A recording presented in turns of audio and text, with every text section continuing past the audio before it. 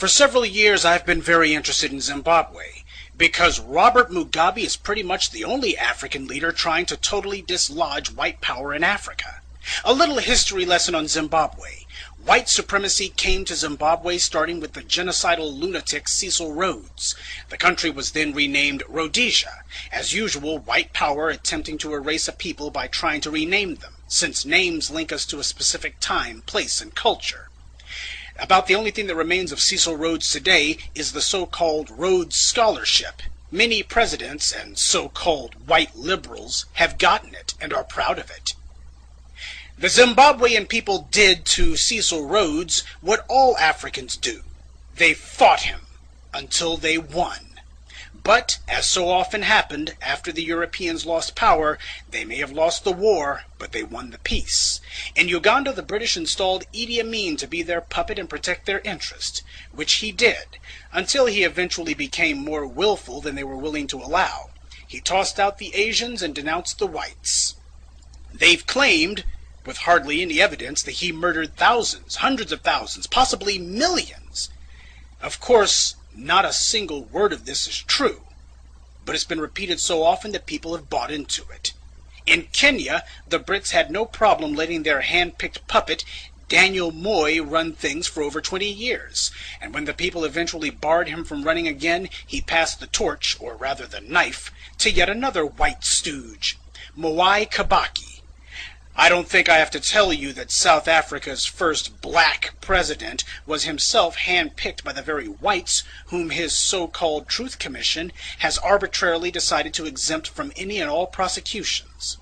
Anyway, Robert Mugabe was a good little white boy for a while, doing as he was told, securing and protecting white interests. He killed anyone who threatened his rule, and the Brits had no problem with it. After all, he didn't touch the land they had stolen, nor was he interfering with their stealing Zimbabwe's minerals. They loved Mugabe back then. Ah, but they're singing a different song now. To hear the good white folks tell the story today, they sound like the police chief in the movie Casablanca, simply shocked to learn that Mugabe had committed ghastly acts of violence against people back when they were giving him praise and adulation. The knighthood.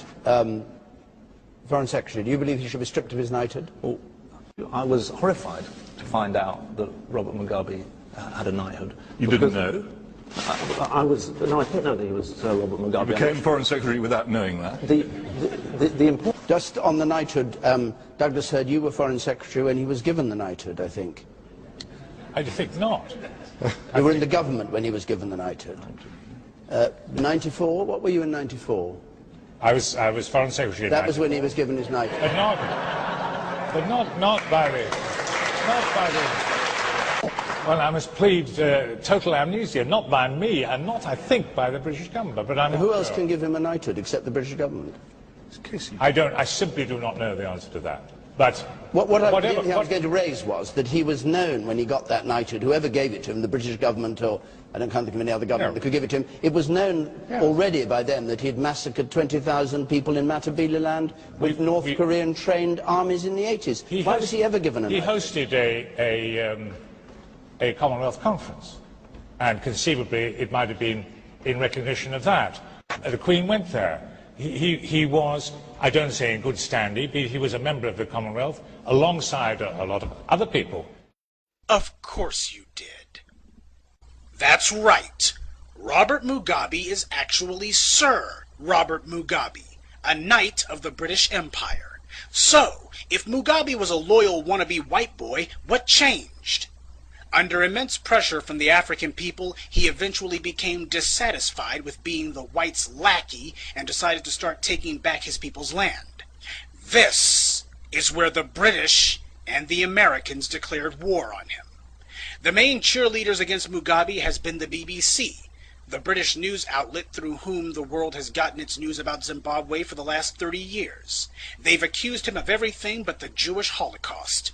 Until Mugabe started reclaiming the land, that same BBC wrote nothing but glowing reports about him for over 25 years. But the instant he started taking back the land, they've had nothing but scorn. In order to make it clear how evil Mugabe is, the white media decided to manufacture a hero in their little drama. They chose the MDC, the so-called Movement for Democratic Change. The MDC was started in the late 1990s, back when Mugabe was still carrying water for the whites. The MDC didn't want whites out of power. They just wanted the money the whites had been giving to Mugabe to be given to them instead. The whites at first ignored the MDC, and the MDC couldn't get their candidates elected dog catcher. They had no money and no media support. But when Mugabe started reclaiming the land for his people, all of a sudden the whites started pumping cash into the MDC like crazy. The BBC decided these guys would be presented to the world as heroes fighting against an evil dictator.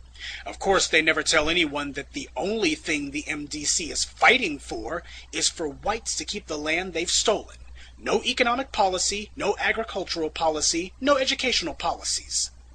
The MDC's entire political platform can be summed up in 7 words. Don't touch the land the whites stole. Mugabe is called a racist, but the BBC never once has shown the world just who the men who run the MDC are. Men like Ian Kay, a domestic terrorist charged with numerous counts of inciting violence. And this guy is a member of the MDC and is now a Zimbabwean parliamentarian. In a country where whites are only 1% of the population, how is it possible that this guy can be a member of the parliament? Because he's one of the racist white thugs who was running the place during colonialism. He's used the money he stole to engineer a place for himself in the government of a country he shouldn't even be in. Idiots like Morgan Chirangi are only puppets. It's bastards like Kay who actually run the MDC. Chirangi does what they say. But back to the whites' PR war against Mugabe last year. Realizing they couldn't pull in Iraq and gin up a quickie excuse to invade, because everyone would recognize it as recolonization, the whites in London decided to take out sanctions instead. And when that didn't work, they asked the US to do the same. The president at that time, W, gladly obliged. Pay attention, because what comes next is crucially important. The US's very first move was to freeze credit against Zimbabwe. I'm sure you've heard the term credit freeze the last 10 months. It's a credit freeze by the World Banks that has brought the U.S. to its knees, destroyed the housing market, and caused a global economic catastrophe. I highlight that so you can understand how important credit is to a national economy, even the U.S.'s. The U.S. still has working farms, working factories, and a service sector, but credit alone has caused nearly 10% unemployment in only a few months. This is what the Brits and Americans did to a country with nowhere near the financial resilience of the United States. This was when Zimbabwe's economic troubles started, not during the land reclamation. Neither the BBC nor any other part of the white media has told this story. But you're about to hear it now. They instead talk about Zimbabwe's economic woes, and they always talk about the whites being forced off the land they stole. Check it out for yourself. Whenever Zimbabwe is mentioned, without exception, the article or news broadcast will talk about supersonic inflation and then immediately talk about the poor, downtrodden whites who the mean old Mugabe is pushing off the land. This is done in order to create a false association in your mind between Zimbabwe's economic problems and whites being evicted from the land they stole, even though Zimbabwe's problems are not at all related to the land reclamation program, rather the freezing of credit, financial assistance, and assets carried out by the U.S. on the behalf of Britain. They also keep talking about the farms, like the whites are just Farmer Joe working to feed the Africans. Let's get one thing straight. The Africans were no better off food-wise before Mugabe started taking the land back. The main people who benefited from the white so-called farmers in Zimbabwe were the whites in South Africa. The Africans have never had full bellies off of whites owning the farmland. But that's the way propaganda works. They want you to think that reclaiming the land has caused massive starvation, when it hasn't. The sanctions have hurt Zimbabwe, not land reclamation. And the BBC is not a neutral observer in all this. They are a zealous advocate for the whites. As far as the BBC is concerned, hey, we stole that land fair and square. Now, how is it that they can get away with these lies? Because we, as black people, do not ask about it. This is why the white media will do interviews with the bootlicks in the MDC, but nobody thinks it strange that not one member of Mugabe's government has been interviewed. In fact, W took out sanctions against Mugabe more strident than anything he ever did against Iran or Iraq. Neither Mugabe nor any member of his government or anyone seeking to advocate on their behalf financially can enter the U.S. Think about that. Ahmadinejad went to Columbia University and gave a lecture, even though he took Americans hostage in the 1970s. Say, isn't he supposed to be on the no-fly list?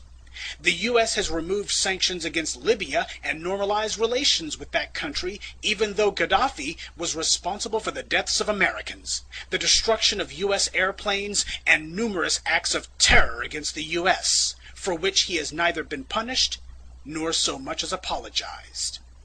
But Robert Mugabe, who has not committed an act of terror against the U.S., not supported anyone who has not even spoken in defense of anyone who has committed terror against the U.S., has sanctions put on him. So why is he on a terror watch list? Why can't he enter the United States? When Mugabe won the last election, the whites realized he was going to finally go ahead and toss them all out. That's why we saw the fake outrage from them last year. They tried to go to the African Union, figuring that because they had created the African Union and had most of its members on strings, that it would be a simple matter to get the poor Africans to denounce Mugabe. And after that, they would get the Africans to authorize the Brits to send in the Marines. Of course, it didn't happen that way. The AU rejected what was an obvious attempt at recolonization. So, the whites went running to the UN instead, figuring they would get their way there. But Mugabe had already shored up his political support on the UN through the alliances he built with China, who, as a permanent member of the UN Security Council, has veto power. And Russia also joined China in vetoing the Brits' plan to move forward with military action against Mugabe. The whites howled and screamed about it. How corrupt the UN is, because one vote is all it takes to derail the whites' well-laid plans. But those same whites have no problem when the US is the only Security Council member to vote against condemning Israel for its violence against the Palestinians, or when the US votes against a resolution condemning racism. Zimbabwe is a small, poor, weak country. But even so, Mugabe has outfought and outthought the Euro clowns every step of the way. It just goes to show, anyone who says you can't beat the whites at their own game never tried. This is why the white media can't get enough of hating the man. To them, he's like O.J. Simpson times 1,000,000. Every day they see him, they have to look at a black man who has shown the world that whites can be kicked around, punched around, beat around, thrown off the land they stole, forced to give back the money they robbed the world of, and that if the non-white world bands together, even the U.S. can't do a damn thing about it. It is the single most dangerous example of defiance toward white power that the modern world has ever seen. But most blacks don't even know that it happened.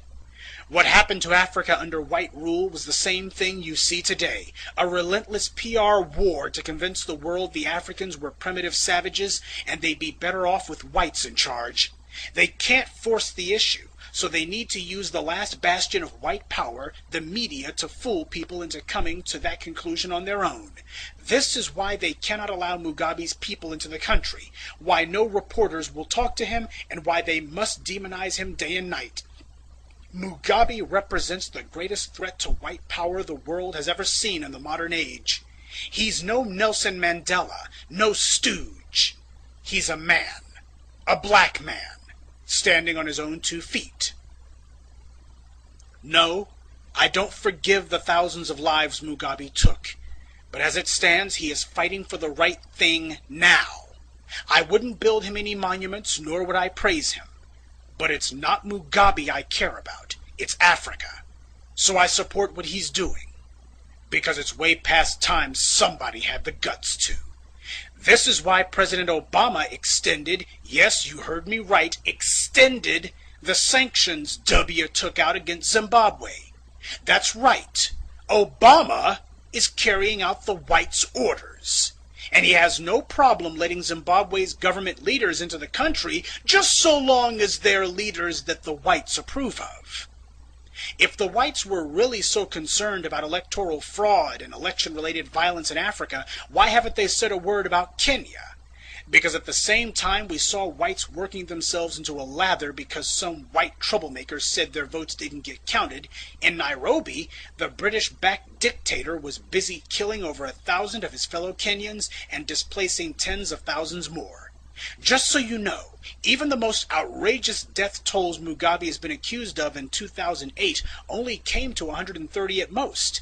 And that's from the opposition party, who I'm sure had no incentive to lie.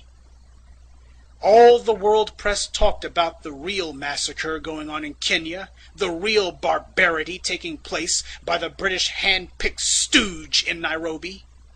But for some reason the BBC didn't hear a word about it. The British government didn't go to the African Union and demand that their hand-picked puppet Kibaki be denounced, and they sure as hell didn't go to the UN either.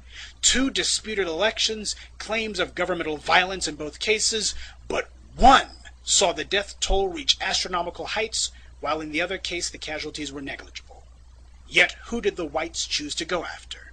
See, it's never been about land or human rights. Since when have the Euro clowns ever cared about that anyway? It's always been about supporting and maintaining white power. Mugabe has shown the world that even the poorest of nations can overthrow white control if they have leaders committed to it. Every African on the planet needs to be watching this one. Mugabe, regardless of his faults, is showing us the way. And for that, we should support him.